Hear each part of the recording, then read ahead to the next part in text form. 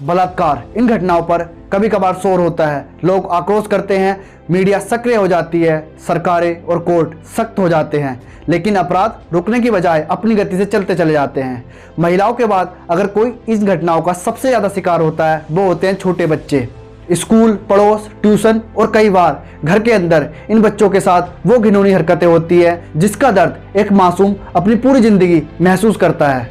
लगातार इन अपराधियों नहीं इन मानसिक रोगों के द्वारा अपराध और बलात्कार के नए नए तरीके अपनाए जाते हैं। हाल ही में एक नया केस सामने आया है जिसमें 3.5 साल की बच्ची के साथ 65 साल के बुजुर्ग ने डिजिटल रेप किया है। दरअसल बात सन 2019 की है, जब एक 65 साल का बुजुर्ग अपनी बेटी से मिलने नोएडा आया और उसने पड़ोस की एक 3.5 साल की बच्ची को चॉकलेट के बहाने से बहला फुसलाकर अपने पास बुलाया और उसके साथ डिजिटल रेप किया।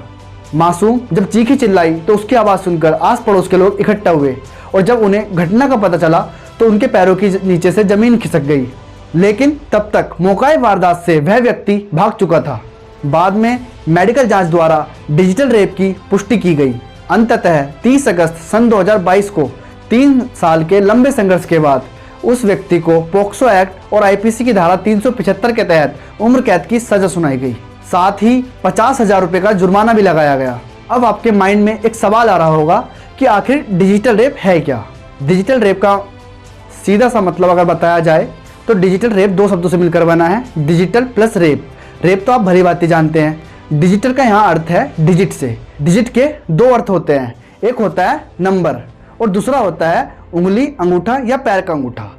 मतलब इन सबको भी डिजिट कहा जाता है। यानी सेक्सुअल हैरेसमेंट के ऐसे मामले जिनमें रिप्रोडक्टिव ऑर्गन के अलावा शरीर का कोई ऑर्गन जैसे अंगूठा, उंगली या कोई ऑब्जेक्ट का इस्तेमाल सेक्सुअल एक्टिविटीज़ के लिए किया जाता है तो उसे डिजिटल रेप कहा जाता है। अब मैं आपको डिजिटल रेप का एक केस और बताता हूँ। ये केस भी नोएडा से है, जहाँ एक 17 साल की नाबालिग लड़की से एक स्केच आर्टिस्ट जिसकी उम्र लगभग 81 साल थी, उसने लगभग 6 सालों तक डिजिटल रेप किया।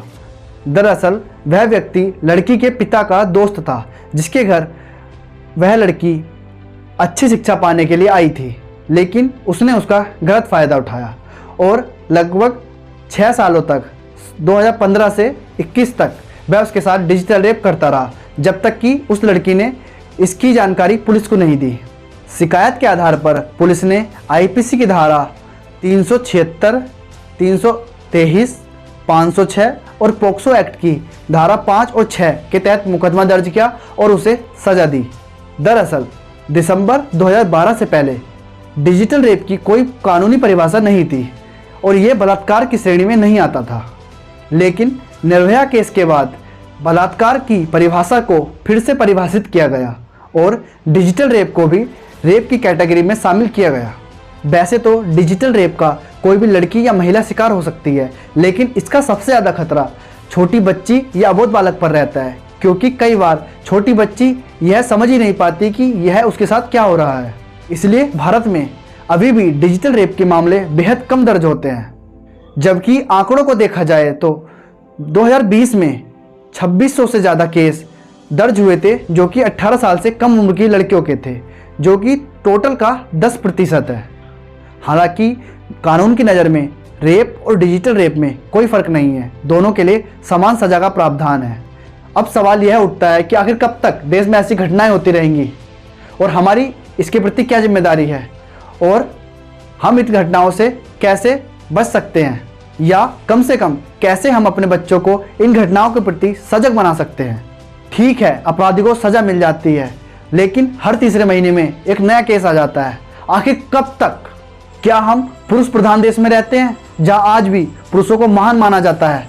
जब पिताजी से आकर कोई महिला कंप्लेन करती है कि आपका लड़का हमारी लड़की को छेड़ रहा था, तो ताऊ या चाचा बड़े गर्व से कहते हैं आखिर खून किसका है?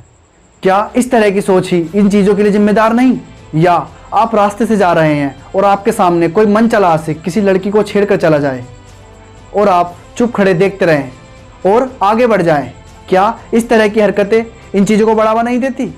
याद रखिए, क्या पता आज वह लड़की कोई और हो, लेकिन आने वाले समय में आपकी माँ, बहन या बेटी भी हो सकती है। अगर किसी मनचले आशिक को पब्लिक पकड़कर ऑन द स्पॉट ही जवाब दे दे या आपकी आवाज़ उसे थोड़ा सा डर का एहसास करा दे, तो किसी दूसरे की हिम्मत भी नहीं होगी ऐसा करने की।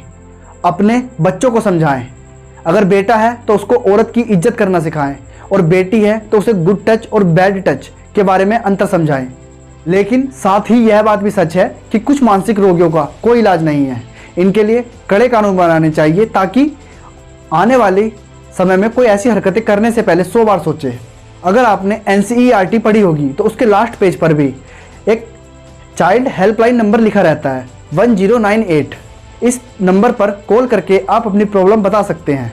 और अंत में आपसे हाथ जोड़ के निवेदन है कि इस वीडियो को ज़्यादा से ज़्यादा फैलाएं और एक अच्छा समाज बनाने में योगदान दें।